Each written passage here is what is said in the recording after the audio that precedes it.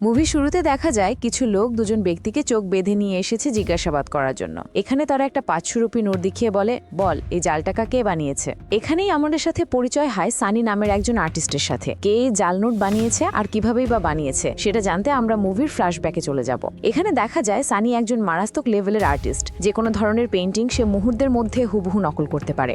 ব্যাঙ্গো থেকে শুরু করে লিওনার্দো দ্য ভিঞ্চি সবার পেইন্টিং সেই নকল করতে একদম মাহির। কিন্তু এই জামানায় এমন আর্টিস্টের কি কোনো কদর আছে? তাই সেসব কপি পেইন্টিং খুব কম দামে সেল করে তার জীবিকা চালায়। এখানেই আমাদের সাথে পরিচিত হয় সানির একমাত্র জিগরি দোস্ত ফিরোজের সাথে। এবার চলো এদের সম্পর্কে একটু বিস্তারিত জেনে নিই। সানি এবং ফিরোজ ছোটবেলা থেকেই বন্ধু। সেই ছোটবেলা থেকেই সানি আঁকাআঁকিতে খুব ভালো ছিল, কিন্তু একদিন তার বাবা রেল স্টেশনে সানিকে রেখে পালিয়ে যায়।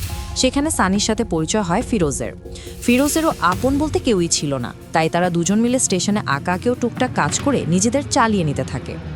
সানির আপন বলতে এখন কেবল তার নানাই বেঁচে ছিল, যদিও তার নানার সাথে সানির কখনোই দেখা হয়নি। একদিন খোঁজ পেয়ে তার নানা সানিকে খুঁজতে স্টেশন চলে আসে।